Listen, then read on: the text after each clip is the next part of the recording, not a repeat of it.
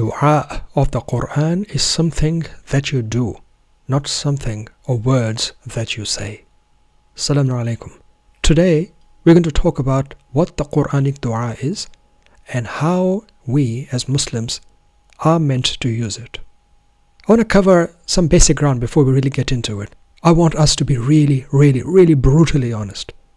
If somebody lost their leg, as in it got cut off, if that person prayed, 100 people prayed beside him, 1,000 people prayed beside him, will that leg grow back again?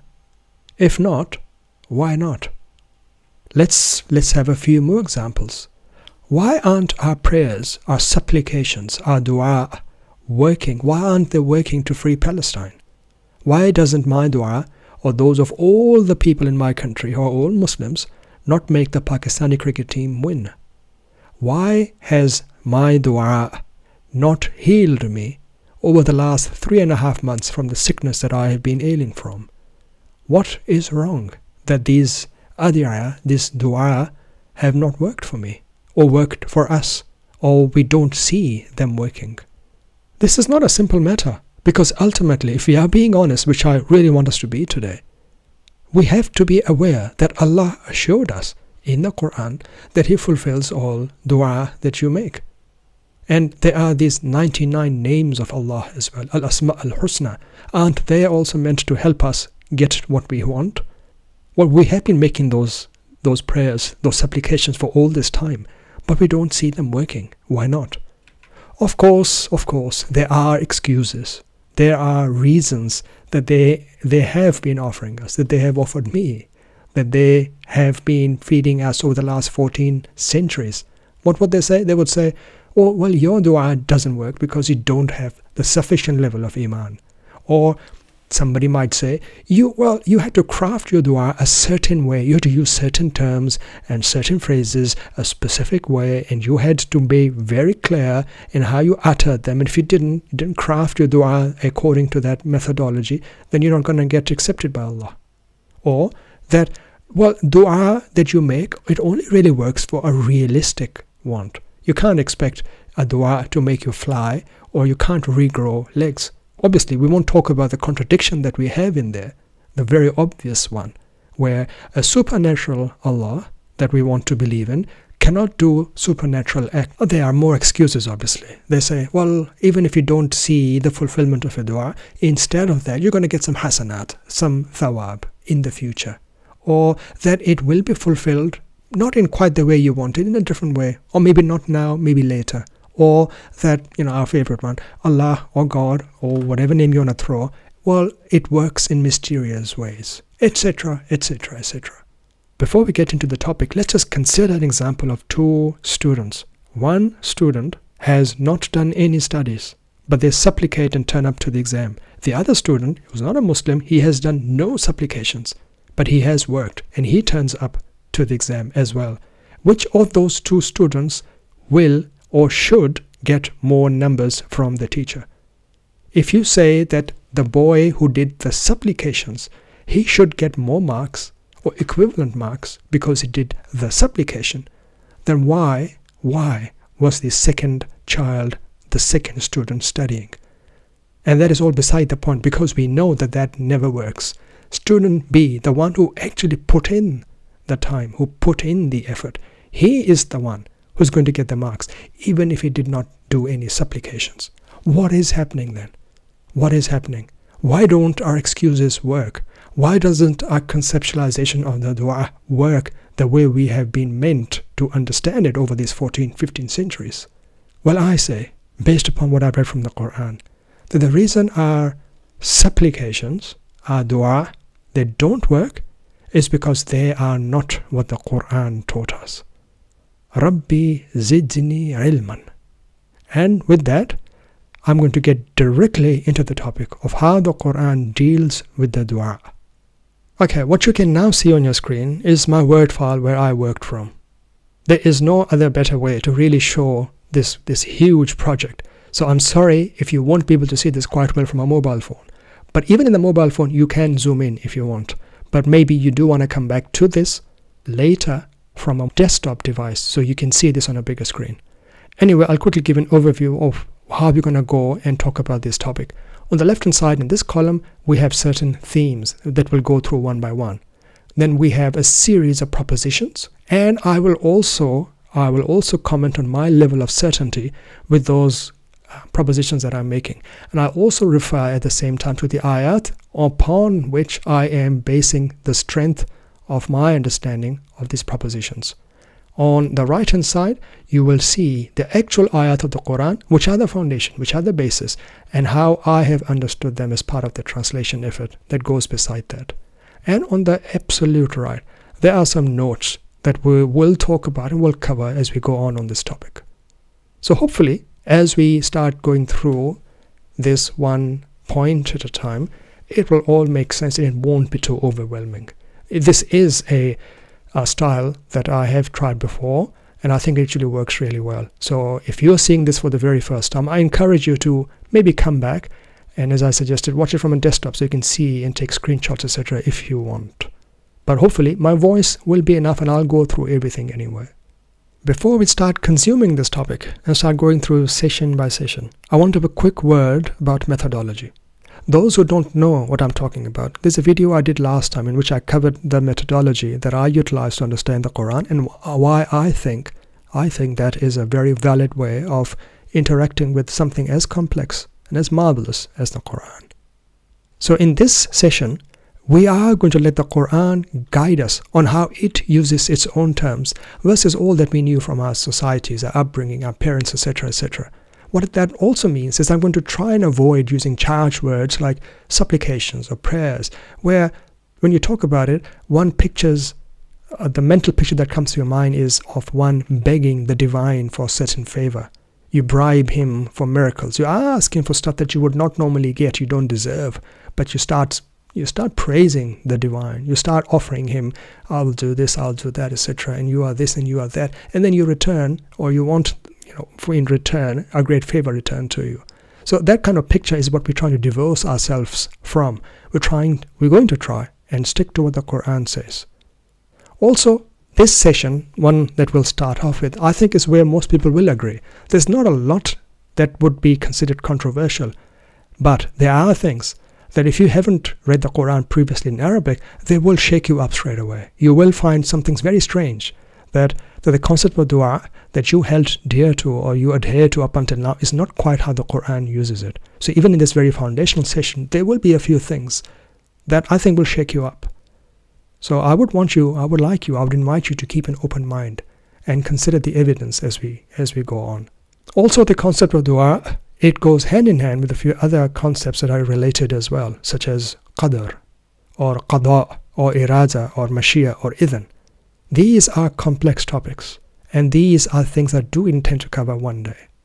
Same, by the way, also goes for other topics that we'll encounter when we start consuming and interacting with the ayat of the Quran that have to do with dua. Now, this presents a significant challenge because we have limited time and we have a topic to cover. Any other topic that requires a detailed analysis, I just can't deal with that in this session. So as long as they do not impact our discussion, we're going to use those ayat and continue and remain focused. Why is this so hard? Well, the root of dua, dal, ain, waw, appears 212 times in the Quran, and it's interspersed with all sorts of narratives within the Quran. And hence, when I do attempt to translate them, just to get the meaning across, and I never mean that I can actually translate the Quran because it's something I covered in the methodology video last time.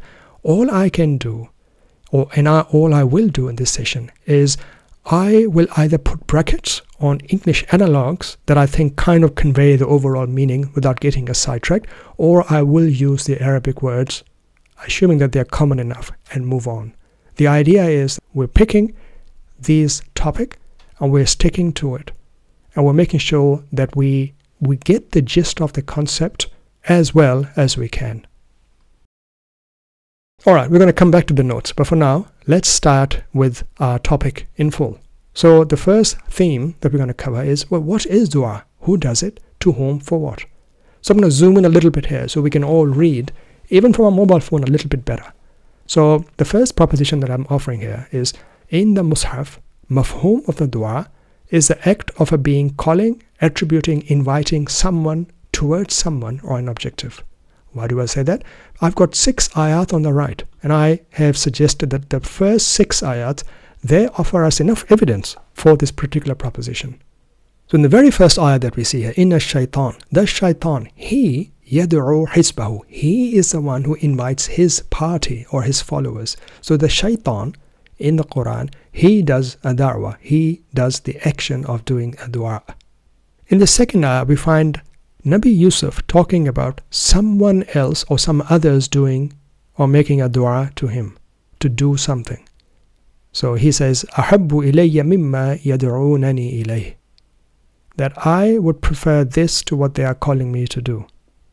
The third one, يَوْمَ نَدْعُو كُلَّ أُنَاسٍ بِإِمَامِهِمْ, that period or the period when we summon each community along with its leader. So again, the terms that we are finding in here, up until now, they don't really seem to match up with what we understand dua to be, or the action of one who does the dua, and what follows from there.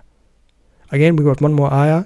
فَجَاءَتُ إِحْدَاهُمَا تَمْشِي عَلَى اسْتِحْيَاءٍ قَالَتْ إِنَّ أَبِي يَدْعُوكَ. And then one of the two approached him, walking with haya, and said, my father is asking for you. يَدْعُوكَ, he is asking for you. Or this very famous one, where الشَّيْطَانُ يَدْعُوهُمْ إِلَى عَذَابِ السَّعِيرِ, the shaitan is calling them to the azab of Sa'ir. Let's continue on. Proposition number 2. The participants in the process, the one doing the dua, the one exhorted, the target, need not be of good standing character, positive characters. What do I mean by that? Let's have a look at these 2 ayat.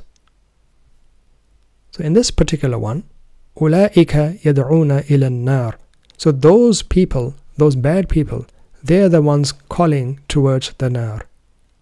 They are inviting towards the nar. So they're not really good people. Or the next one, أَن دَعُوا لِرَحْمَانِ وَلَدًا, that they attribute offspring and inheritors standing to the Rahman. Or even the very first ayah in which we saw, with the shaitan, he is the one who is making a dua to his hizb. So what we really find is in the Quran, you need not be a good person to be doing the action of dua. Number 3, neither the act of making dua nor the dua itself is necessarily a religious affair in the Mus'haf. I really hope that point makes sense, because this is fundamental for what we're going to be talking about as time goes on. Number 4, in the Mus'haf, a dua does not have to use words or oral supplications, even when Allah is not one of the involved entities. Let's have a look at some of the ayat that will clarify this point. Wallahu yad'u ila daris salam. Allah invites to the home, the place of peace/submission. So Allah does this action, he does the dua, but we don't hear him, because this is not a dua that is done through words or someone speaking it out. This is not how it happens. Same goes for this one. أَن دَعُوا لِرَحْمَانِ وَلَدًا, they are attributing something, but they're not actually calling it out with their words. What they're doing is they're showing it. They are making an action for this to be the case that they want it to be. They're not actually literally speaking it out. One of the ways that they do it could be speaking, but speaking itself is not the dua. So I hope that makes the point. We're going to continue on. Number 5, when one does the dua, one has to prepare for its invitation, plus what happens if the invitee accepts. What do I mean by that? Well, whether it's the right words that you have to think about or use when you make the dua, or it's the right food menu that you have to prepare, or what you may have to tell the wife about so that she can start preparing. So you have to prepare when you do the dua, 1, for the actual action of it, and B, what would happen if the invitee was to accept. This is again a very key point that will be vital for us to understand how dua works when we make it to Allah. Number 6, the Mus'haf differentiates between the dua made towards a being, system other than Allah or his system. I'll have a quick look at the ayah for you, but we are going to talk about that more and more as time goes on. وَمَنْ يَدْعُ مَعَ اللَّهِ إِلَهًا آخَرَ لَا بُرْهَانَ لَهُ بِهِ فَإِنَّمَا حِسَابُهُ عِنْدَ رَبِّهِ إِنَّهُ لَا يُفْلِحُ الْكَافِرُونَ. Whoever does dua to another deity alongside Allah, for whose existence he has no evidence, will face his reckoning with his Rabb. Those who reject the truth will not prosper. Number 7, the prepositions that come before and after the fi'l of dua or the ism dua do not deviate significantly from the standard meanings within the Mus'haf. I'll talk about this more on the right. Number 8. In the Mus'haf, dua is not the same action as nida. Based upon the methodology that we talked about last time, I think every word in the Mus'haf carries a specific meaning and a mafhum. We don't find synonyms in the Quran. So this is just a point for us to show that we are being very precise when we deal with the Quran. And number 9, the Quran is not sent for crafting supplications. I'm putting this point up front because I looked through all of these ayat to the best of my capability, and I never found any explicit reference in the Quran where it suggests us to use its own ayat as raw material for crafting or designing dua that could be understood as, well, ways to go and change the way things happen in the world. I just never found anything like that. You cannot use the Quran, per the Quran, to bring about miracles. This is not something I found anything explicit for. And as we go on, we're going to talk about this more and more as well. So on to the right. A quick point on the preposition cloud that I was making.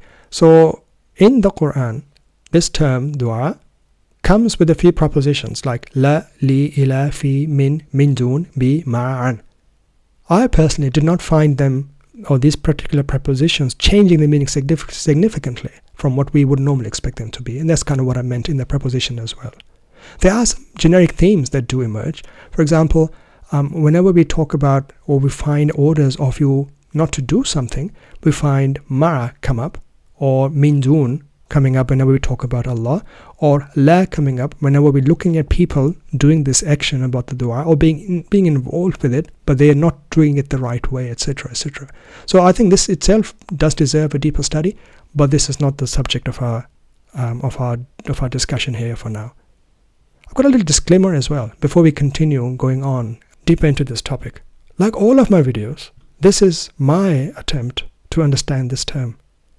By going through it methodologically, as I covered in the methodology video, I invoke the process of learning set by Allah for gaining knowledge.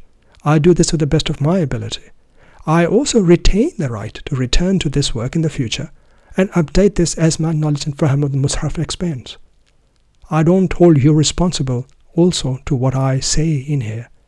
Everyone who watches this today or tomorrow, they are most welcome to look at the points, critique them, test them, but they should not take them at face value. But at the end of the day, as I've talked about this before, this is the way that works for me as a student, and the very fact that I've gone through this exercise and have been forced, or I forced myself to present it like so, means that I've had to go through and make sure that what I'm talking about, I am comfortable as of my knowledge right now. Let's continue. Section number 2. What is the life cycle of a dua? So number 1, in the Mus'haf, a generic dua's life cycle is something like this. Being A, or entity A, prepares for doing dua. So that's something that kind of happens outside of what we actually see happen in front of us. Then your entity A, it, he, she, does the dua towards being B. B has to choose to hear it and or heed it. B then has to or chooses to do the response, the istijaba. Got a little note in there, and as per this, what I'm saying is that I've deduced the sama' or the listening part from these two ayat. So if I have a quick look at these two ayat in here, what we find is this: in tad'uhum la yasma'u du'a'akum walau sami'u mastajabu lakum. And if you do dua to them, they cannot hear, process, understand you. And if they could not answer you. And same goes for the next one. قال هل يسمعونكم إذ تدعون. He asked, do they hear, process, understand you when you call or do the dua? Let's continue. Number 2. Any being except for Allah to whom the dua is made to either may not be able to respond, as in do an istijaba, or can choose to not respond. So this is something I'm pretty clear about. Now, just to clarify, when it comes to you making the dua or doing the dua to Allah, we will talk about this separate. This is more of a generic nature. So let's look at some of these ayat to make this point really clear. What we find in there is وَيَوْمَ يَقُولُ نَاجُوا شُرَكَائِ الَّذِينَ زَعَمْتُمْ فَدَعُوهُمْ فَلَمْ يَسْتَجِيبُوا لَهُمْ وَجَعَلْنَا بَيْنَهُمْ مَوْبِقًا. The period occasion where he will say, call on those you claimed were my partners. They will call them, but they will not answer. As in, there's now going to be no istijaba. The next one, وَإِنِّي كُلَّمَا دَعَوْتُهُمْ لِتَغْفِرَ لَهُمْ جَعَلُوا أَصَابِعَهُمْ فِي آذَانِهِمْ. And until the end of this ayah. So every time I call them, so that you may forgive them, connect with them, they thrust their fingers into their ears. So again, in here, we have an example of a people who just choose not to listen. And this is a choice that we have. Again, فَإِن لَمْ يَسْتَجِيبُوا لَكُمْ فَاعْلَمُوا أَنَّمَا أُنزِلَ بِعِلْمِ اللَّهِ وَأَن لَا إِلَهَ إِلَّا هُ فَهَلْ أَنْتُمْ مُسْلِمُونَ. And if they do not answer you, then know that it has been sent containing with knowledge from Allah up until the end.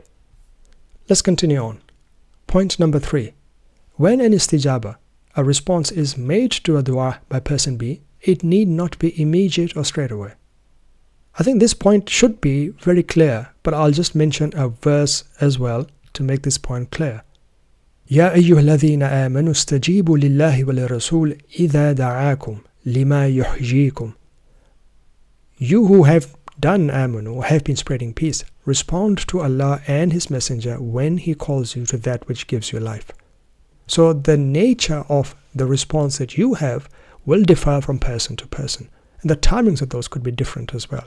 So even if you choose to respond, the timings, exact timings, they will not be instantaneous. So there is an if-then relationship, but the time equation is determined by the participants. Hopefully that made sense.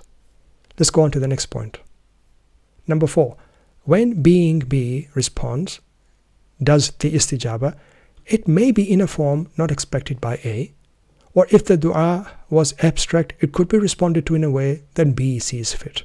Now this is also certain. So even if we talked about the same ayah, when you choose to respond, or those who were the target chose to respond, if there's an abstract principle that people are being called to, the responses will differ from person to person.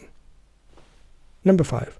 Istijaba to a dua doesn't necessarily mean its fulfillment. If you have heard a dua made to you because you're entity B, you can choose to ignore it as part of your response. Quick note, which is just one little note here. Man is free, and that is what sets him apart from other beings that we can observe in our universe.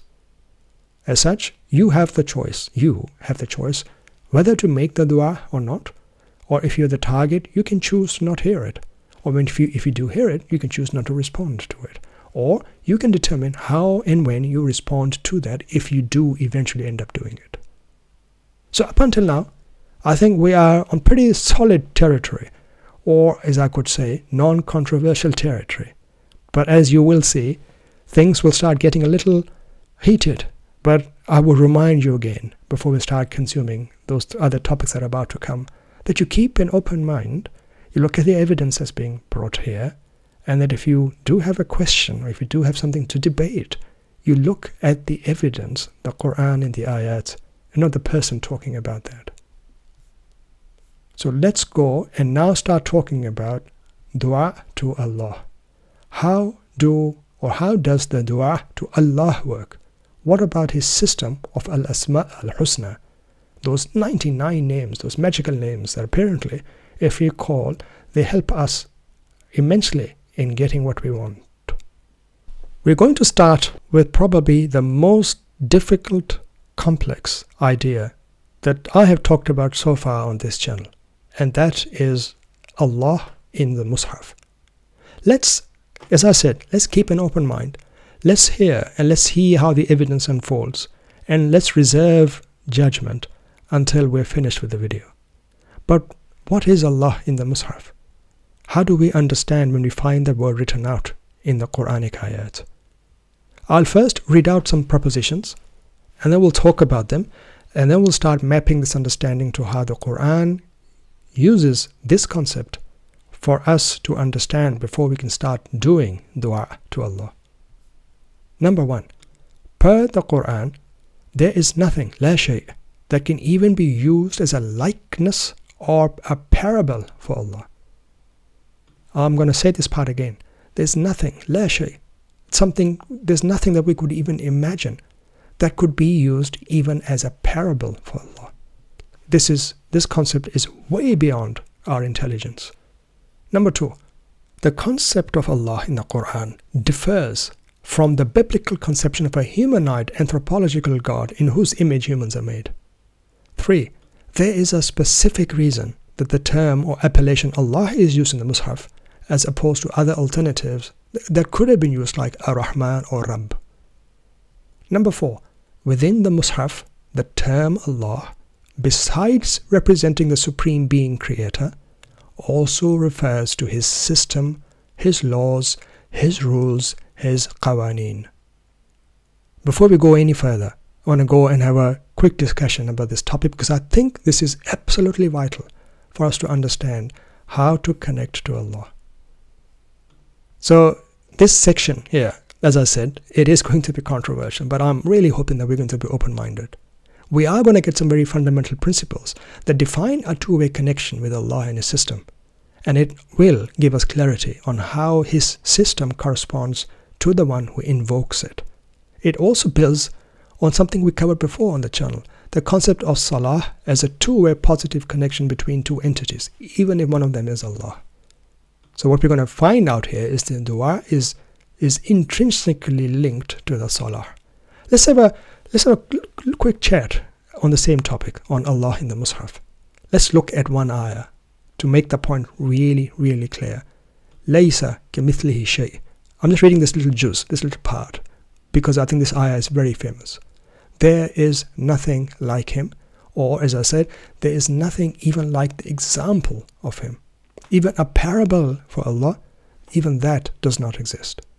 This is the concept that we are dealing with here. And this raises significant challenges. If you can't understand the Creator, but you continue to see the name or the reference to the Creator in the Mus'haf all the time, how are you to understand that? For example, there are ideas like Allah hears everything, or the hand of Allah, or giving loans to Allah, or the impossibility of anybody leaving Allah or Allah's system. They have to be understood, even if on a broader level, even while acknowledging our inherent limitations of our human brain. We have to come up with a model. We have to make sure we understand this term and how it's utilized in the Mus'haf so we can move forward. If we don't, I think complex topics like these we will never get proper answers for. Allah is, beside being the Creator that we cannot imagine, that we cannot even come up with an example for, Allah is also represented throughout the Mus'haf as the immutable rules and the laws He has established, the rules that cannot be cancelled, overcome or bypassed by anyone. I'm going to give you an example, a parable, an analogy, and I fully know of all the flaws and limitations of a language that language carries, but just to get the idea across, I'm going to use a flawed analogy. And by flawed, I mean a weak one. I hope the idea will still get through, obviously. Let's say there's a king. A king is represented within his kingdom by his laws and by those who enforce his orders. I want to bring up a historical example because this appeals to me, part of my upbringing. When United India was under the direct rule of the British Empire, it was part of the British Empire, whenever the Viceroy of India spoke, he did so as a representative of the Queen or King of England. It was a monarch of England who ruled the pre-partition India, even though he had never even visited the land. Now, even whilst that was happening, people in this area, they were taking out loans and they were being punished, they were being rewarded according to the system set up and signed off by that monarch. So even though the monarch at the same time retained his or her personal identity, yet that monarch was ever present, ever all-powerful within the realm that he governed. In a similar way and manner, we understand Allah in the Mus'haf as the being in control of His dominion, which is the entire universe and all that it contains, through the inescapability of His laws, like entropy and fundamental forces of nature, such as gravity or conservation of energy and mass, and all that we still have yet to discover. This is how Allah retains full control of this universe and remains ever present. By the way, and I'm not going to go too much deep into this today, There are other terms that we also find come for Allah. We're going to talk a little bit about them in passing, but I just want to make sure that if you've digested this idea for now, that this expands as well. So when we start seeing other terms that come in as stand-ins for the divine, like Rabb or Ar-Rahman, there are reasons for why they're being used. And one day, eventually, I would like to cover them in greater detail. But as I said in the very beginning, we have to remain to the topic, and the topic at hand is dua, and how do we do the dua. So we're going to come back to the topic at hand now. So I have scrolled all the way to the left, and let's get into the next section, which are some fundamental principles for making dua to Allah. So this is not a generic dua now, but we're specifically involving Allah as the second entity. Number 5, considering the above propositions as a whole. So all of these that we talked about as how Allah is treated in the Mus'haf, responses to the dua you make must align also with Allah's nature, as it's been suggested by the Quran. Number 6, now this is a fundamental principle, and this is kind of what we talked about in the very beginning of the video as well. Allah says, declares unambiguously that He answers, responds to, ujib, all dua whenever they are made. Let's look at those 2 ayat before we go any further. So this one is a very famous one. وَإِذَا سَأَلَكَ عِبَادِي عَنِّي فَإِنِّي قَرِيبٌ أُجِيبُ دَعْوَةَ الدَّاعِ إِذَا دَعَانِي فَلْيَسْتَجِيبُوا لِي وَلْيُؤْمِنُوا بِي لَعَلَّهُمْ يَرْشُدُونَ. If whenever my servants, walkers of the path, ask you about me, I am near. I respond to those who invoke, call, reach out to me. Then they are to respond to me and have iman in me, so that they be guided. Let's read the other one that is kind of part of the set. وَقَالَ رَبُّكُمْ أُدْعُونِي أَسْتَجِبْ لَكُمْ إِنَّ الَّذِينَ يَسْتَكْبِرُونَ عَنْ عِبَادَتِي سَيَدْخُلُونَ جَهَنَّمَ دَاخِرِينَ. Your Rabb says, call, invoke, reach out to me, and I will respond to you. I will respond to you. Those who are too proud to serve me, my cause, will enter the Jahannam humiliated.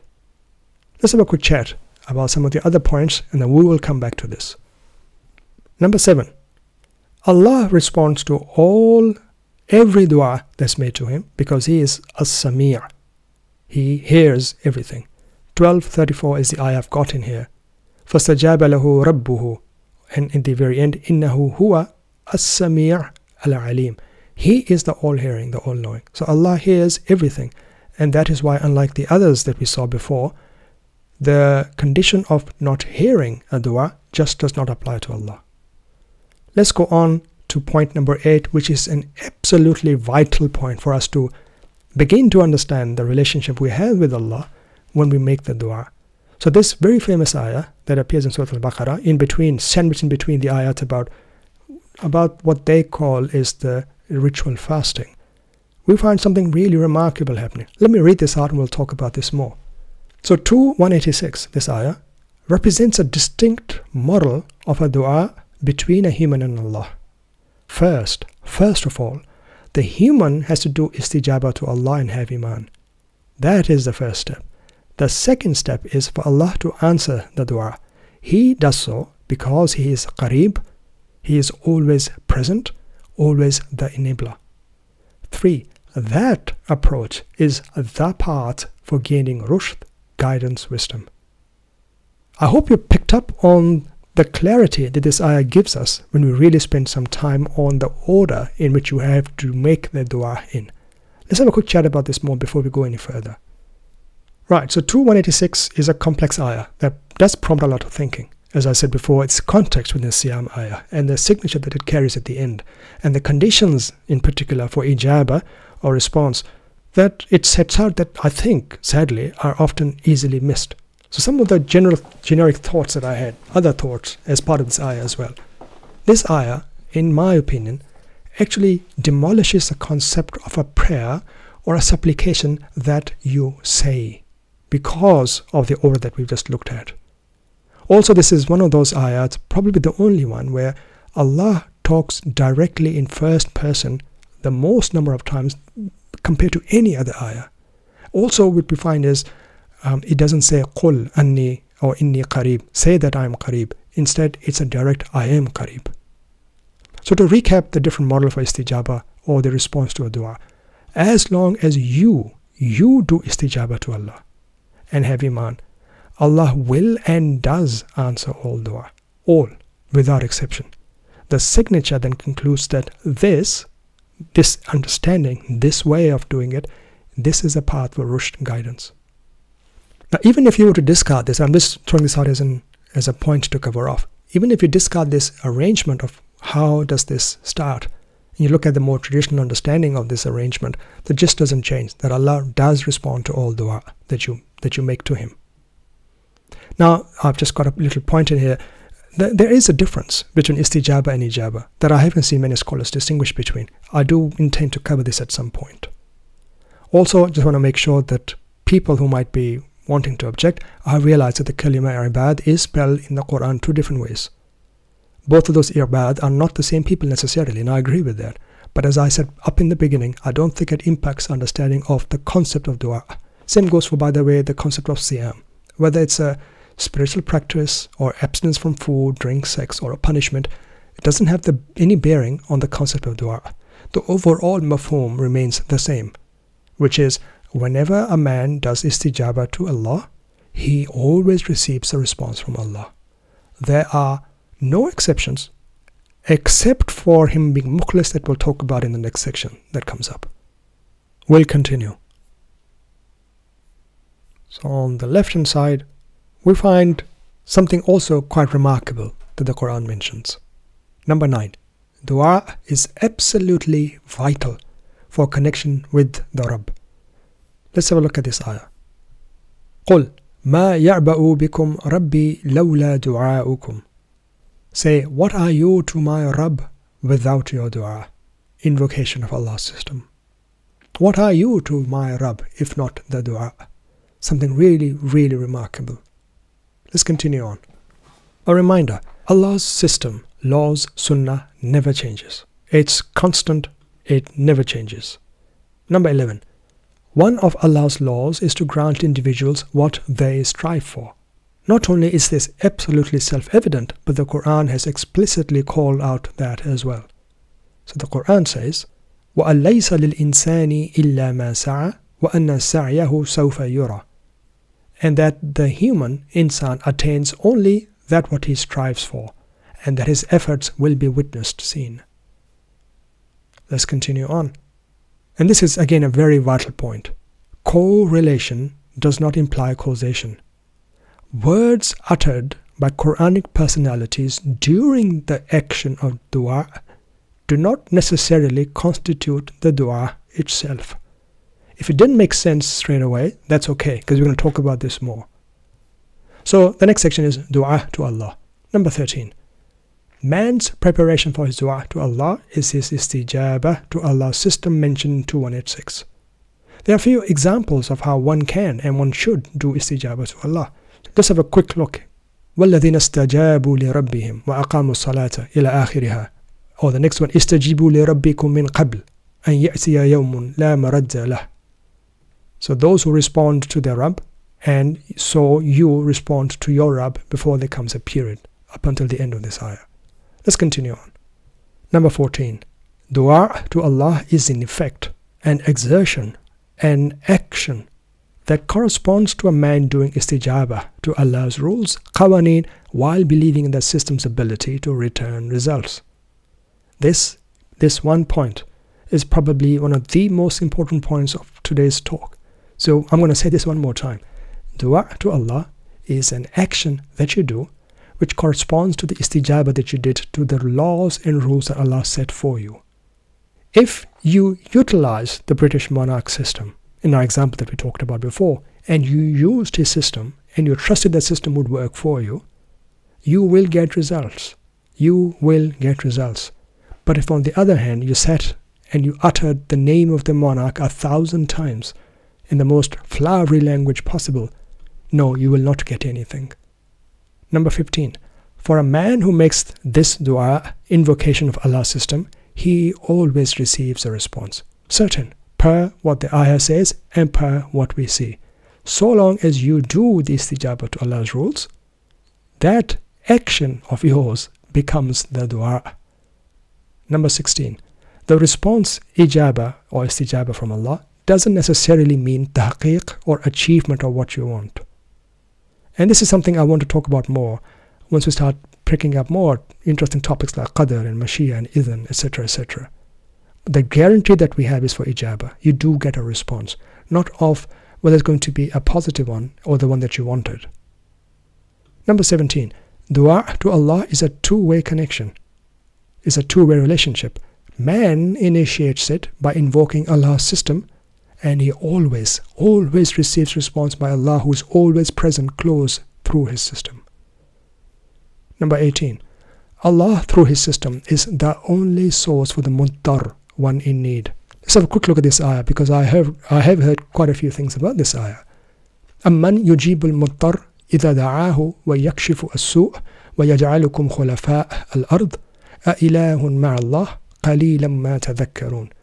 Who answers the one in need when he invokes him, his system, and relieves adversity and makes you successors on earth? Is there any other deity with Allah? Little that you recall. Let's continue on. Number 19. Allah also responds to the da'i by giving him inspiration, although that cannot be proven empirically. Now this is something that I have touched on in methodology video before. There are structures that we don't know, that we can sometimes hint at, but then there are these entire worlds, for all we know, that exist that we will never know about. Maybe we can't even sense them. And this is something the Quran refers to again and again and again. So there is the possibility that if you do strive and you do seek assistance from the Creator, that you do get an inspiration from him, but it's not something that we can prove either which way. Number 20. Dua to or towards Allah leads one on a path based on evidence, knowledge, instead of blind belief reliant on merely uttering words. Again, that one ayah I think is a kingpin. This is that one ayah by itself.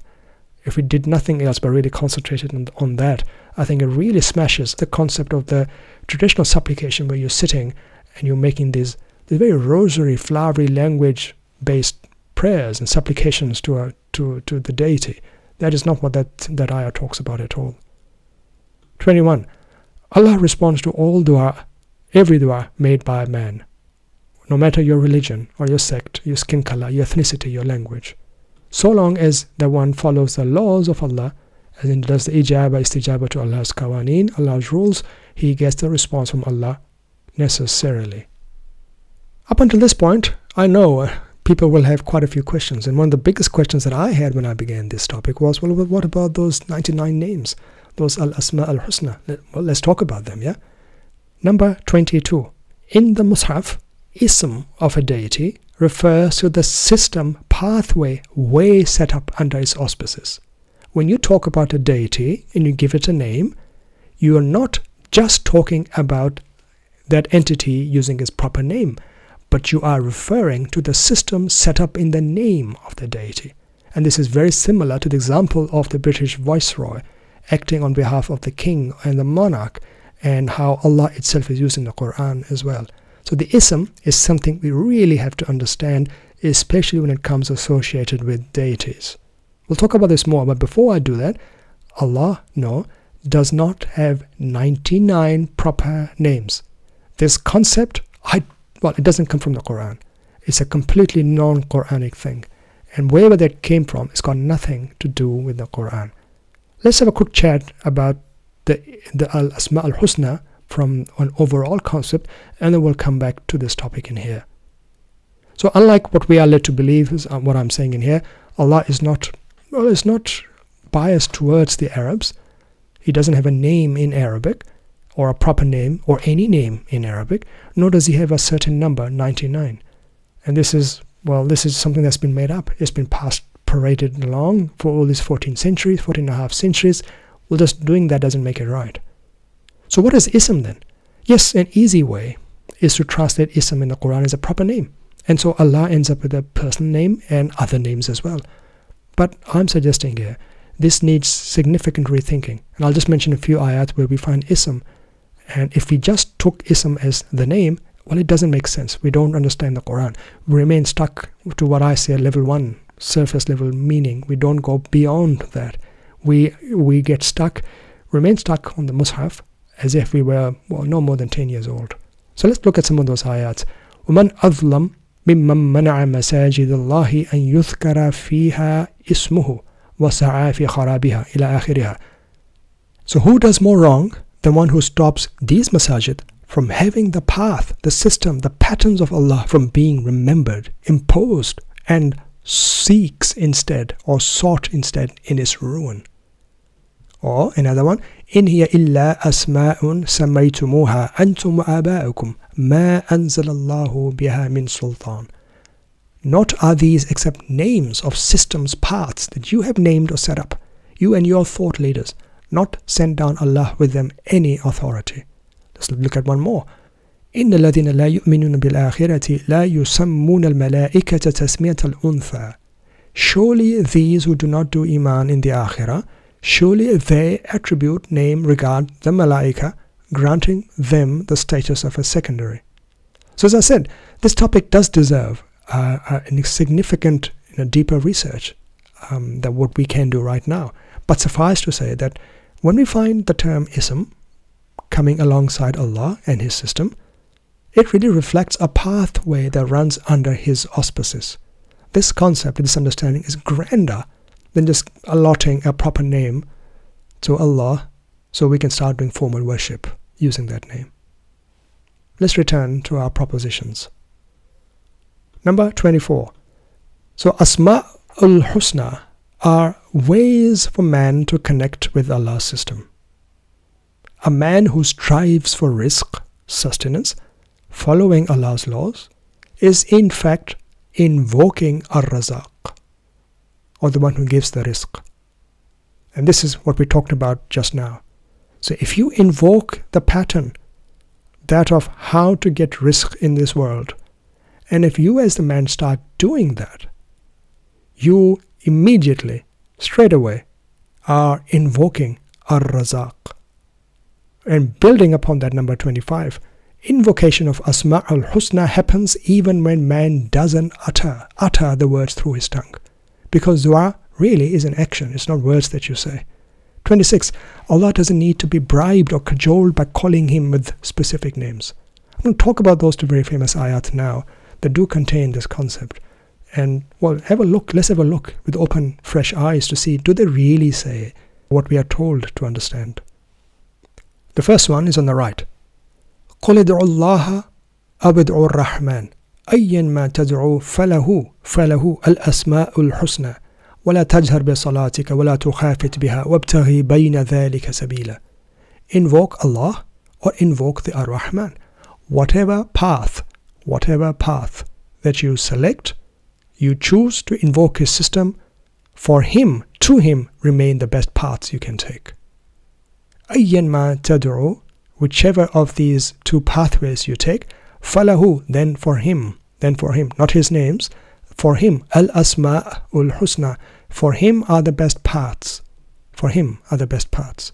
Similarly, the next ayah, وَلِلَّهِ الْأَسْمَاءُ الْحُسْنَى فَدُعُوهُ بِهَا. If we just stopped right there, in the first part, what we are told is that Allah has the pretty, mighty, grand names. So when we supplicate to Him using words, then we use any of those names.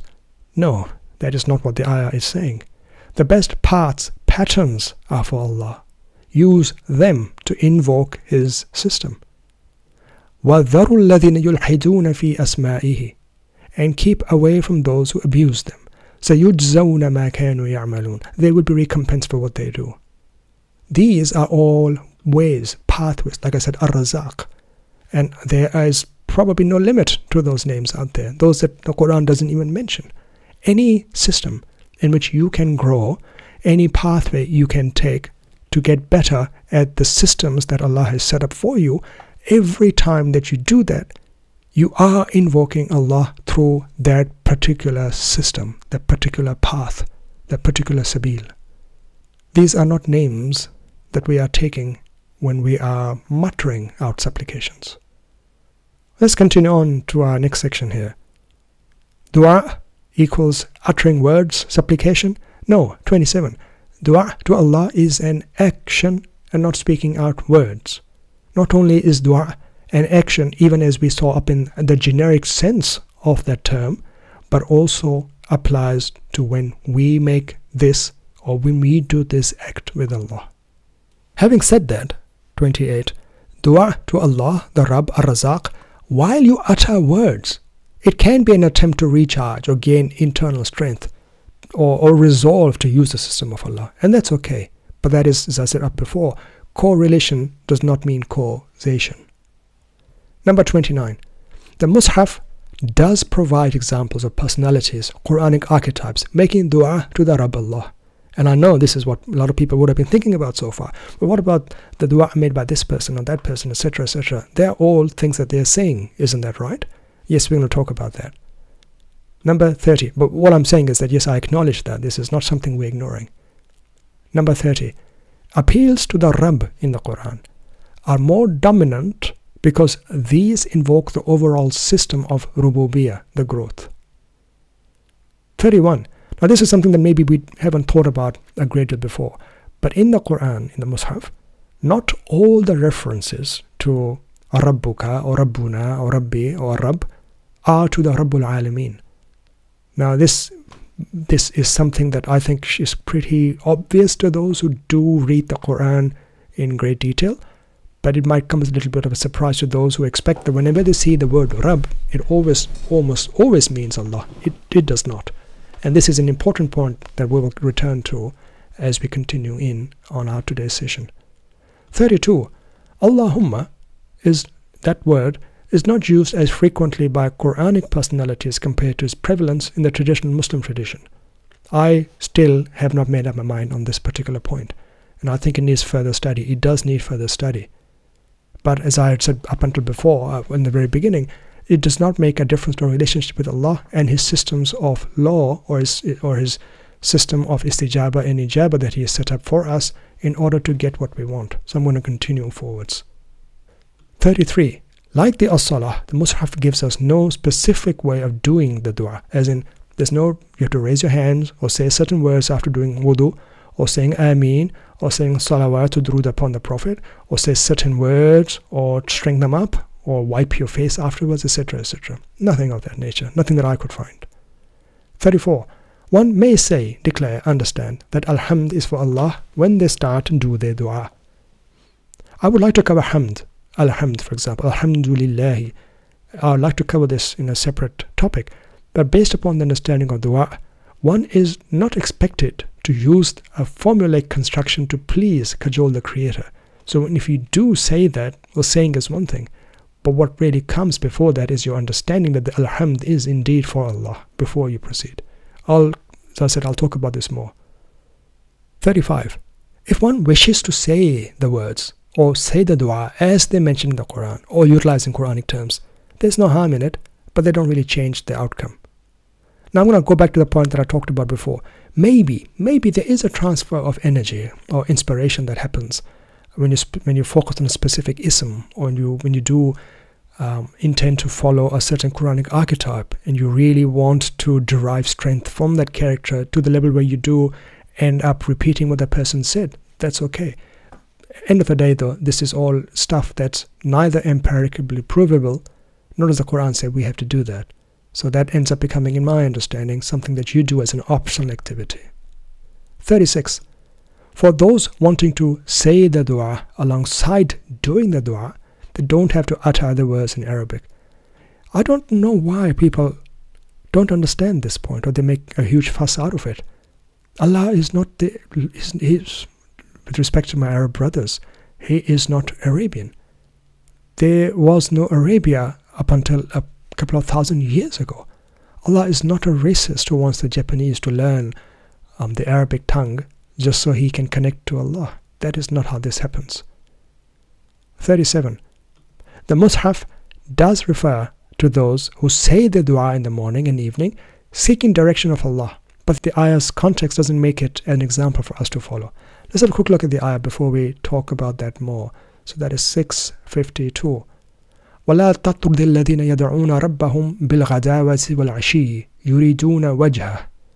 Do not drive away those who invoke their Rabb morning and evening, seeking nothing but his focus. So the point that I was making onto that one, the ayah refers for us to leave them to what they are doing. And then the next ayah, in fact that comes after that, refers to that as being a fitna. However, I don't think that either which way the gist of what we talked about changes. The dua could be done at the beginning and the end of each cycle during the process. But the fact of it being an action, that does not change. So let's go to the next section. How does one do the dua to Allah? 38.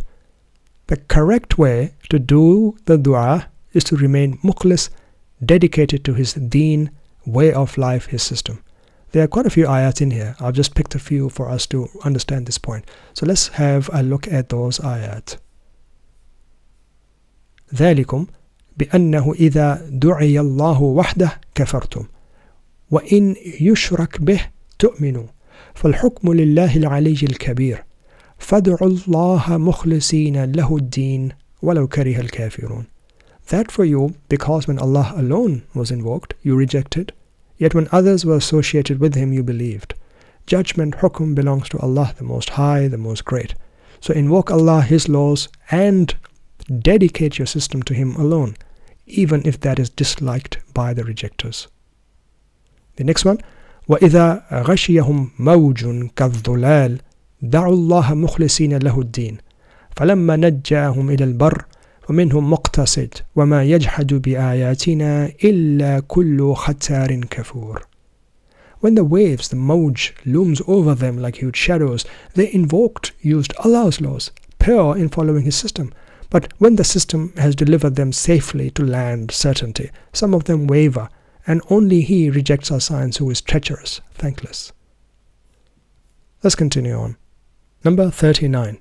Ensure that when you invoke the system of Allah, you do not take anyone else's opinion over his. Anyone else's. Again, this is something that we find throughout the Quran being repeated multiple times.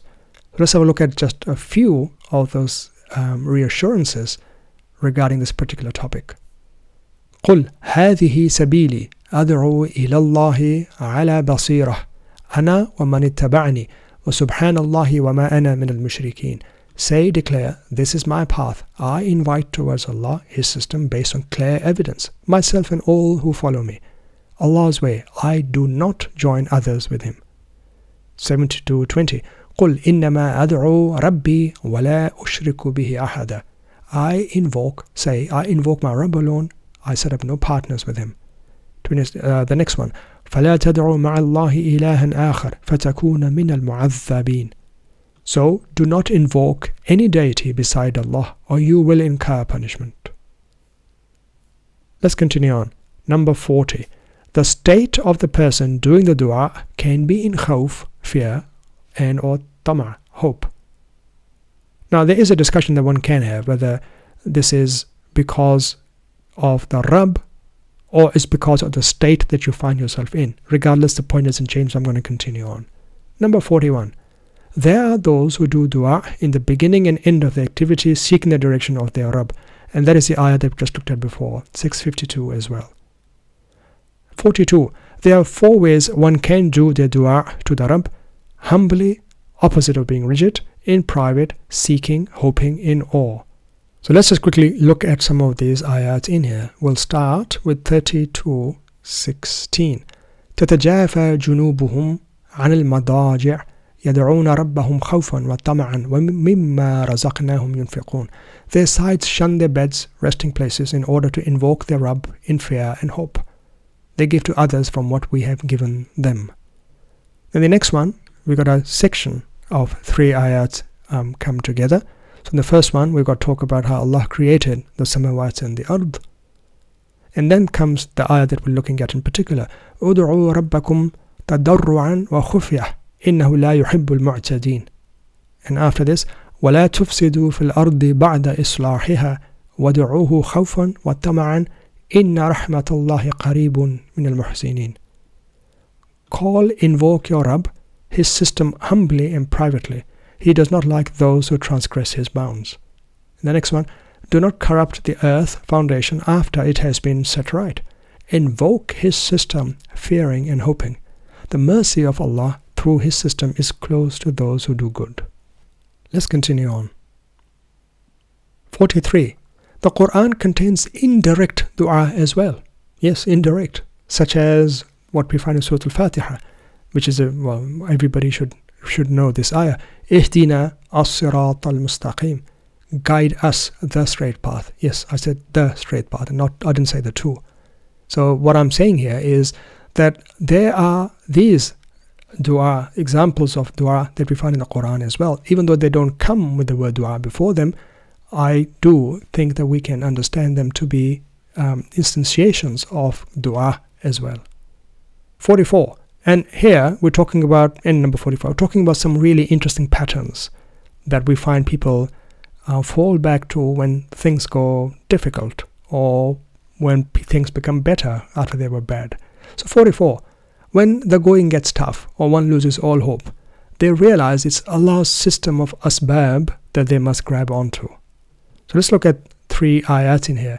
And what we're saying is that the crux of those ayat is that when a person is sinking, they will not go and utter the words, but they will grab on to a plank that they see beside them. That is what those ayat are referring to.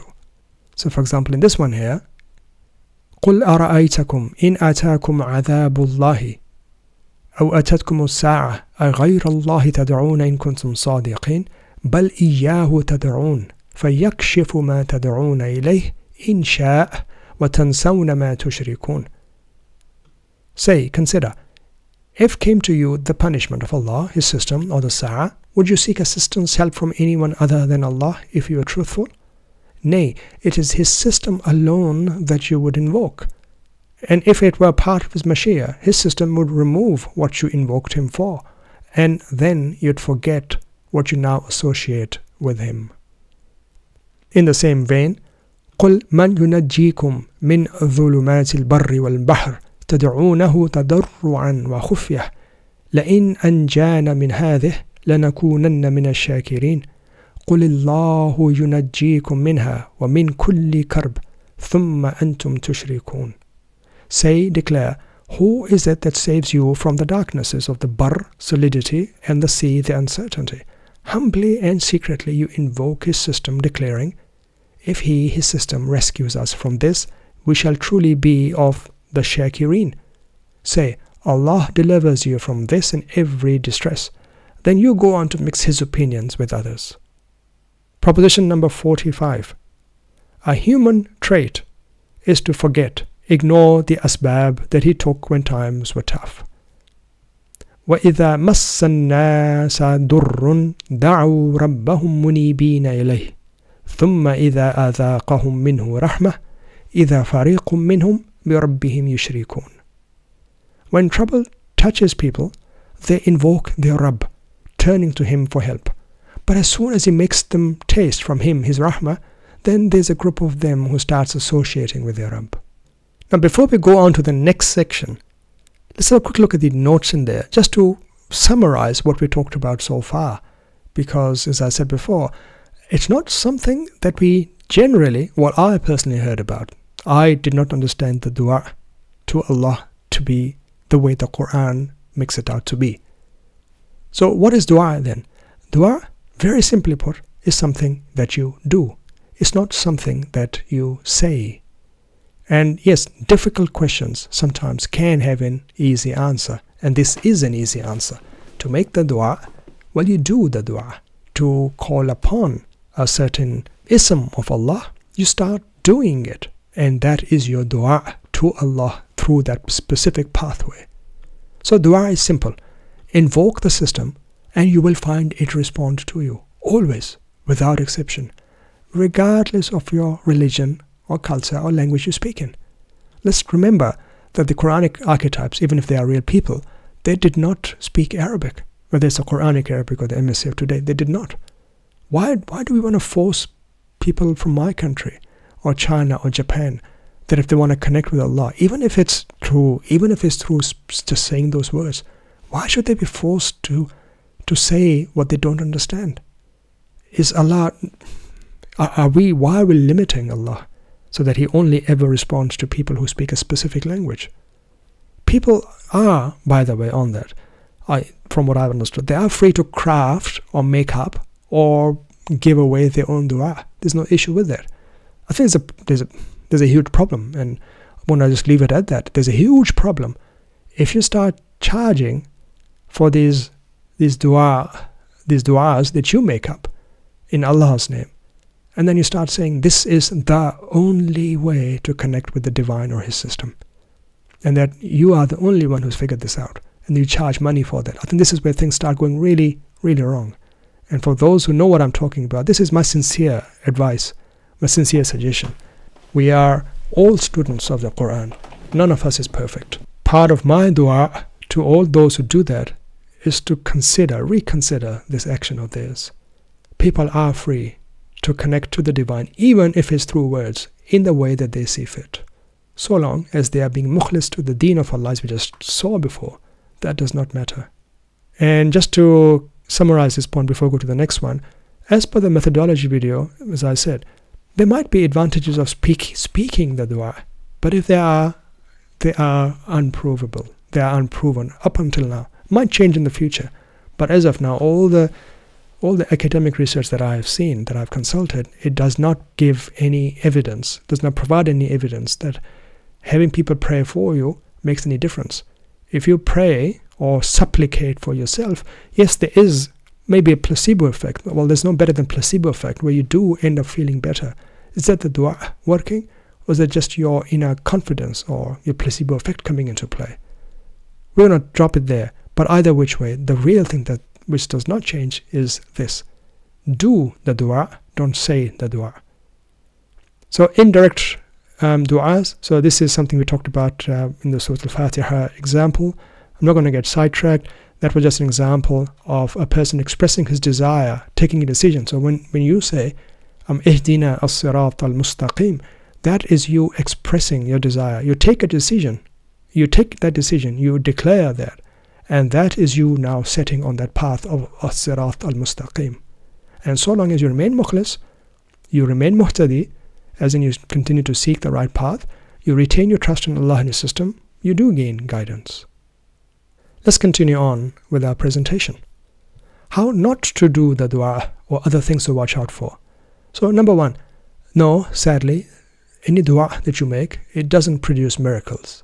And by the way, for those who might be objecting, from an Arabic perspective, yes, as I started speaking, I realized that even though you can write the plural of dua as duas in English, it doesn't quite make sense in Arabic. But for now, I'm just going to keep saying it. So I might say dua, and I might say duas, even though I know that is not right Arabically speaking. Let's continue. So we've got a ayah that I think really crystallizes this point. Let's have a look at this ayah, 13-14. لَهُ دَعْوَةُ الْحَقِّ وَالَّذِينَ يَدْعُونَ مِن دُونِهِ لَا يَسْتَجِيبُونَ لَهُم بِشَيْءٍ إِلَّا كَبَاسِطِ كَفَّيْهِ إِلَى الْمَاءِ لِيَبْلُغَ فَاهُ وَمَا هُوَ بِبَالِغِهِ وَمَا دُعَاءُ الْكَافِرِينَ إِلَّا فِي ضَلَالٍ. The only true call, invocation, is to His system. Those that they invoke beside Him do not respond to Him. It is as if one stretches his hand towards the water, ma, so it reaches his mouth, but it cannot happen. This invocation of the rejectors is nothing but a waste. So, there's a point on that. Water doesn't fly to the mouth when you call someone, but it also doesn't happen if you made that supplication to Allah. So, as I said in the very beginning, let's be realistic, let's be sincere, let's be frank. If I asked Allah and I stretched out my hands, water will not fly out to me. So that is true for Allah as well. So it's not just that the expectation of the kafirin is wrong, that they're not getting any response from those that they're calling, but our expectation of expecting a miracle is also wrong. No, Palestine will not become free. It will never ever become free so long as we keep doing supplications. Now it doesn't matter what words you say or what words you don't say, whether you used Rabbana in your prayer, whether you use Allahumma in your prayer, or whether you use some other non-Quranic term or didn't say, that doesn't matter. What matters is just as this miracle will not happen for those who are reaching out to those deities apart from Allah, just like that, you will not see that miracle happening for you either. That is really a very simple thing. Let's continue on. Number 2. In the Mus'haf, all those asking others to make dua on their behalf do so in a mocking way. I've got a couple of examples in there, and I put my comfort level to this to be very probable, because I think it's a very interesting topic that does need to be looked into further. So let's look at 2 ayat that I've got in here. And let me just tidy this up as well. So 269. قالوا ادع لنا ربك يبين لنا ما لونها, and up until the end. So they said, and this is a very famous story of, well, if you take this as face value, people of Nabi Musa asking, well, what cow, what color, what age of this cow should be that you want, that your Rabb wants us to go sacrifice. So the ayah's translation goes something like, they said, call your Rabb for us to show us what color it should be. It's got a little point in there. And by the way, another ayah that comes up there is also associated with Nabi Musa. وَقَالُوا يَا أَيُّهَا السَّاحِرُ أُدْعُ لَنَا رَبَّكَ بِمَا أَحِدَ عِنْدَكَ إِنَّنَا لَمُهْتَدُونَ. They said, O trickster, call on your Rabb for us, by his promise to you, surely we shall be of those who actively seek guidance. So my observation there is that it seems that these ayat seem they are interconnected with Nabi Musa and his qissa. Either it's his own people or it's Fir'aun who does that. As I said, needs more and further investigation, but really interesting observation that I thought I'll just mention as I go on. By the way, on this same point as well, all those who ask you to call your Rabb on their behalf, I think they're very fantastic. They're fascinating ayat, because it's obvious that they have no intention of invoking Allah's system for themselves. And also, at least in Surah Al-Baqarah, when these people keep asking Nabi Musa to call onto his Rabb, they expect, or they express their feelings or desires as if they believe that the dua is actually a physical utterance, and that they do seem to be talking about a physical cow. So what is going on there, I think, is something really fascinating.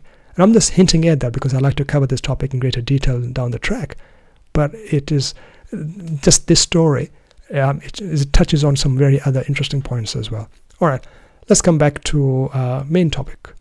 Number 3. Never make dua to others to gain aid against Allah, his system. Well, it's frankly futile, it's impossible. And that is something we understand only if we understand Allah also as the manifestation of his laws in this universe, and not just a disembodied, Bible-like supernatural being with a big beard, maybe, who sits on a throne. That is not how we are to understand Allah, especially in the Quran. So this ayah, for example, وَإِن كُنْتُمْ فِي رَيْبٍ مِّمَّا نَزَّلْنَا عَلَىٰ عَبْدِنَا فَأْتُوا بِسُورَةٍ مِّن مِّثْلِهِ وَادْعُوا شُهَدَاءَكُمْ مِن دُونِ اللَّهِ إِن كُنْتُمْ صَادِقِينَ. If you have doubts about what we send down to our pathwalker, then produce a single surah like it. Call for help, assistance, invoke whatever supporters, witnesses you have, other than Allah if you're truthful. In other words, that is impossible. That will never happen. And that can never happen. Because no one can escape the limits set by Allah. And yet they retain their free will. And this is something, as I said, is a topic that I want to talk about in the future. 465. وَمَنْ أَضَلُّ مِمَّنْ يَدْعُو مِنْ دُونِ اللَّهِ مَنْ لَا يَسْتَجِيبُ لَهُ إِلَى يَوْمِ الْقِيَامَةِ وَهُمْ عَنْ دُعَائِهِمْ غَافِلُونَ. Who is more wrong than one who invokes those other than Allah who will never answer him until the period of Qiyamah? They are unaware of those invocations. وَلَا تَدْعُوا مِنْ دُونِ اللَّهِ مَا لَا يَنْفَعُكَ وَلَا يَضُرُّكَ فَإِنْ فَعَلْتَ فَإِنَّكَ إِذًا مِنَ الظَّالِمِينَ. Do not invoke anyone other than Allah that can neither benefit nor harm you. If you did that, you will be one of the wrongdoers. Let's continue. Number 4. Use dua, which is invoking Allah's system. Use that instead of seeking others as shortcuts to bypass it. Let's have a look at one of these ayats in here. فَلَا تَدْعُوا مَعَ اللَّهِ إِلَهًا آخَرَ فَتَكُونَ مِنَ الْمُعَذَّبِينَ. We covered this ayat before as well as the ayat just before that. Do not invoke any other deity besides Allah, his system, or you will be among those who incur punishment. By the way, that also includes any other deity that you set up beside Allah, even if you don't call them a god. Whether it's a book you have set up, it's your personal beliefs that you have set up, it's your children, it's your parents, it's your wife, whatever the case, it's your career, whatever the case might be, nothing should come beside what Allah says. That is how things need to be. Number 5. Do not use masajid, centers, occasions of establishing two-way connections with Allah and each other to propagate any other system but Allah. So we covered this ayah just before. وَأَنَّ الْمَسَاجِدَ لِلَّهِ فَلَا تَدْعُوا مَعَ اللَّهِ أَحَدًا. Places, occasions of submitting to Allah's system are for Allah alone. So do not invoke any other system along with Allah's. Number 6. Do not mock, belittle those doing dua to others when it should be to Allah or His system. وَلَا تَسُبُّوا الَّذِينَ يَدْعُونَ مِن دُونِ اللَّهِ فَيَسُبُّوا اللَّهَ عَدْوًا بِغَيْرِ عِلْمٍ. And up until the end. So do not revile those they invoke, call on others beside Allah, in case they, in their hostility and ignorance, revile Allah's system. Not Allah itself. Why would Allah care whether you revile Him or not? You could say whatever you want to say to Allah. He is Ghani. He is not in need of any respect from anybody. He doesn't even want you to say a shahada. He doesn't want you to say, I testify that there is a creator. He doesn't need that from you, me, or anybody, all humans put together. What this ayah is really getting at is Allah's system is what should be supreme. So be careful in how you deal with those who do not understand this, lest you end up causing fasads in the ard. Number 7. This, I think, is a very interesting ayah. Watch out, beware the bad results that can rise out of good intentions. This, I think, is a fantastic ayah. وَيَدْعُ الْإِنسَانُ بِالشَّرِّ دُعَاءُهُ بِالْخَيْرِ وَكَانَ الْإِنسَانُ عَجُولًا. And man does harm while thinking his effort is for good. Man is ever hasty. Okay, let's continue on to our second last section. Du'as of Quranic characters. Why are they supplicating, or that's how it looks to us, why are they supplicating or praying to Allah in Arabic? And why are they even talking? Didn't you, Musa, say up until now that while understanding dua as something you do is how it should be understood and not something you say? But well, those people, aren't they talking? Well, are they talking? Let's look at this section in here. So number 1, this is a reminder. Merely speaking words during the act of dua does not mean that the words themselves constitute the dua. I hope that makes sense. It's the second time I'm repeating it because it does need to be really digested. Just because you see something come next to something doesn't mean that they're lazim malzoom, that one comes with the other, that they are pair. It doesn't always mean that. Number 2, the conversations between Quranic characters, archetypes, do not always happen with Allah or Rabbul Alameen. This is something we kind of talked about before. We have to be very careful when we pass these very complex narratives in the Quran to find out who is talking to whom. Is the Rabb that this person is talking to Rabbul Alameen or somebody else? We have to be very precise. Number 3, in the Quran, qala, for example, doesn't always mean physically said. Now, this is something we talked about in the methodology video, which is just a video before this as well. The context matters, the characters matter. When the Jahannam says qalat, it is not a she that's talking. Similarly, when Allah qal, Allah is not speaking with lungs. We have to understand the meaning beyond the word. So the context and the siyaq, it changes how we are to understand these terms. And this is true, by the way, for all languages.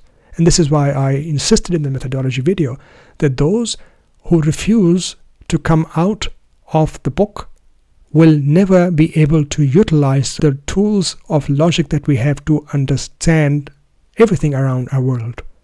If you wish to be neutral, if you wish to be objective, if you wish to really understand the Quran, you cannot support a circular arrangement where you keep saying that this is true because the book says it is true, especially when that is against what you see in the reality out there.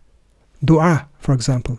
Just because you have stuck to an understanding of the Quran that does not let you get out of the book, and you have tripped up somewhere, and you have taken one term to be understanding something different and wrong, because you have got nothing from the external world coming outside and also correcting what you're seeing in the internal world, you are only perpetuating the hole that you've dug yourself into. And that is what happens. Anyway, we're going to come back to our topic on hand. So qala doesn't always mean physically said. And that is important for when we find these characters saying qala. Does it really mean that they are talking to each other? No. Number 4, dua or nida of a Quranic character is a representation of his, her decision, resolve. I'm pretty certain about that, and I'll talk about this on the right hand side as well. Number 5, dialogues between Quranic characters and their Rabb represents a series of interactions that evolve over time. Number 6, Nabi Musa, for example, does not supplicate to Allah to destroy his enemies using words. Instead, he expresses his desire, his resolve, his own effort. What do I mean by that? On the right are 2 ayat that if you read them as supplications, you end up blaming Nabi Musa. You end up saying Nabi Musa was so fed up that he actually prayed to Allah to make sure that the fate of some people was sealed. And he was pretty cruel about that. And because he was a Nabi, you would say, well, his dua was obviously answered. And that is why those people never had the chance to go escape that the fate that was asked for and prayed for by Musa. That is what you end up saying. And I actually heard this talked about even by somebody I quite respect, and those who know, they will know that that person, she said in a video that it is really strange that we find Nabi Musa making a dua as cruel as that. Well, all of that is, if you understand the dua to be something that you say, which is not true. Dua is something that you do. And when you do utter those words out, as what we have just talked about in this point, you are not asking Allah to do something as part of a ritual prayer or supplication. You are expressing your desire, your resolve, your effort. So these 2 ayats, let's have a quick look at these 2 ayats. So here Musa says, وَقَالَ مُوسَى رَبَّنَا إِنَّكَ آتَيْتَ فِرْعَوْنَ وَمَلَأَهُ زِينَةً وَأَمْوَالًا فِي الْحَيَاةِ الدُّنْيَا رَبَّنَا لِيُضِلُّوا عَنْ سَبِيلِكَ رَبَّنَا اطْمِسْ عَلَى أَمْوَالِهِمْ وَاشْدُدْ عَلَى قُلُوبِهِمْ فَلَا يُؤْمِنُوا حَتَّى يَرَوُا الْعَذَابَ الْأَلِيمَ قال قد أجبت دعوتكما فاستقيما ولا تتبعان سبيل الذين لا يعلمون. On here, I have got a traditional translation, Sahih International. I have not touched it, I have not changed it. I've only highlighted the words that are really problematic, just to kind of show the point of what a strange understanding we get from Nabi Musa if we base our understanding of dua to be incorrect. And Moses said, now this is again reminder, Sahih International, our Lord, indeed you had given Pharaoh, again Pharaoh is not the right term, nor is Moses, because the moment you start giving these terms, imposing these terms on the Quranic archetypes, what you're really saying is these are analogues for what we find in the Bible, and that's not necessarily correct. I'll return to the translation. Indeed, you have given Pharaoh and his establishment splendor and wealth in the worldly life, our Lord, that they may lead men astray from your way. Our Lord, obliterate their wealth and harden their hearts so that they will not believe until they see the painful punishment. This is the Nabi of Allah that you are now saying is asking Allah to do this to his enemies. Fir'aun, well, his heart was meant to become hardened, wasn't it, after this dua was to be accepted? What chance did the poor guy have, you might say? And then, 1089, Allah says, your supplication has been answered. This is a translation by Sahih International, of course. So remain in the right course and follow not the way of those who do not know. So as I said before in those previous points, we have to be very careful. Who is the Rabb that Musa is interacting with here? When we say qal, what is the nature of that communication? And most importantly, when he is saying this, is he really making a dua, as in how we understand to be a supplication where once accepted that's going to happen? Or is he really expressing his inner resolve, his feelings, his emotions at this time, at this particular moment? If we don't do that, we end up with a very twisted view of this very, very powerful personality of the Quran.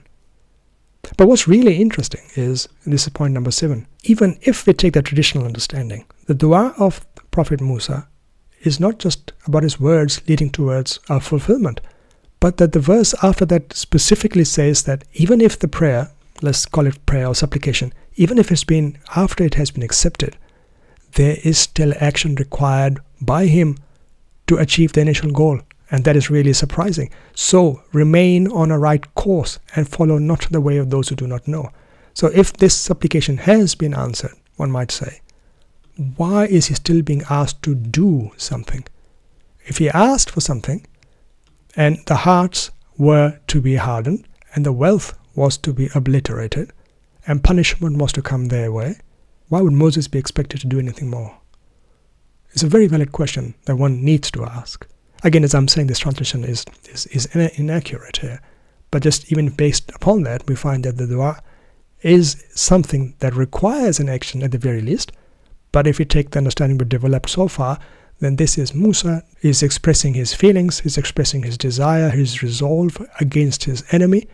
And when he is hearing this, قَدْ أُجِبَتْ دَعْوَتُكُمَا, this is him being told that the hard work he has been putting in, that has been answered, because he used the system set for him by Allah. Based upon just these 2 ayat, I'm making point number 8. Every single qissa story that we find in the Quran, of every Rasul, Nabi or other character, it needs an extremely thorough study to understand what's really happening in there.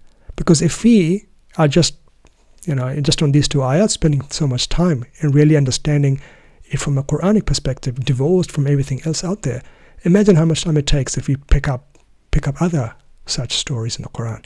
And Rasul Lut, for those who have watched those videos, was an example from me trying to parse that very complex story. And Lut's story is not as complex, well, not at all as complex as we find for Nabi Musa. So yes, we need to understand what the Quran says and not force our own meanings on that. Now this is just a quick note before we go to the last section.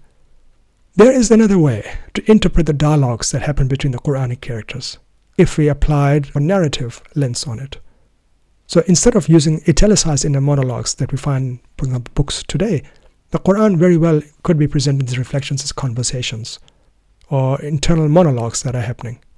So internal monologues are being represented as somebody declaring call to his Rabb. However, the stories of these figures, they are scattered throughout the Quran. They do require a comprehensive and hermeneutical approach to fully appreciate and do justice to the accounts of struggle. And by the way, just a quick word, this is not a biblical term. This is a simple tool that we can and we have adopted from a source that we find it to be useful. And this is how, what I mentioned in the very first video about methodology as well. We should utilize all tools of logic, all understanding that we've developed anywhere in order to even come towards the Quran to appreciate it. If you come to the Quran blindly, with blind faith, and you never get out of it, you will never be able to pass the beauty and the majesty that this remarkable book has. And same goes the other way as well. If you come with a certain level and you stop right there, this is where you're going to be stuck at. I think I've said enough, I'll move on. Our last section of the day. Well, what are some of the good du'as that we should and could be doing per the Quran? Number 1. Well, the best qawl is of he who does du'a, as in strives towards Allah along with good deeds. And then that person, if he declares he's from those who submits to the will system of Allah, that is an example of one who is doing a good du'a. وَمَنْ أَحْسَنُ قَوْلًا مِمَّنْ دَعَا إِلَى اللَّهِ وَعَمِلَ صَالِحًا وَقَالَ إِنَّنِي مِنَ الْمُسْلِمِينَ.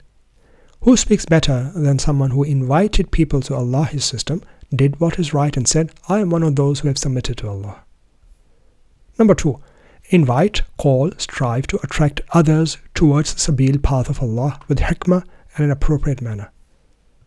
ادعوا إلى سبيل ربك بالحكمة والموعظة الحسنة وجادلهم بالتي هي أحسن إن ربك هو أعلم بمن ضل عن سبيله وهو أعلم بالمهتدين. Invite to the path of your Rabb with wisdom and good teaching. Argue with them in a way that's best.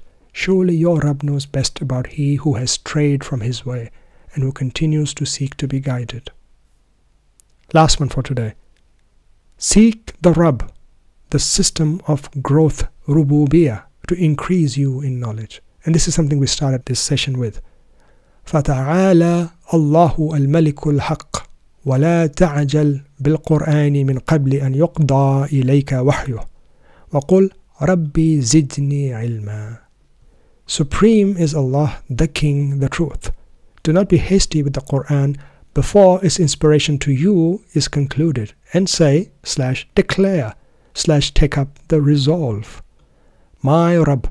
So this is me saying that with all humility that comes with being a student of the Quran, which I hope to stay forever. Say, declare, this is me doing that in accordance to this ayah of the Quran. My Rabb, Rabbi, my Rabb, increase me in knowledge. Zidni ilman. This is me saying it out loud. Yes, it is me saying it out loud. And just by saying this out loud, I am making a resolve. I am making a declaration. Even if this is to me. Even if no one hears it but me. By speaking out my resolve, I have cemented what I wish to do. And by reminding myself of doing this, I take the path of Allah, and the moment I start doing it, my action of gaining knowledge becomes my dua to Allah. That is my istijabah to Allah. And there is a guaranteed response from Allah, as we found in Surah Al-Baqarah 2:186. Because I have started this the right way, being mukhlis to his deen as much as I can, he will respond to me.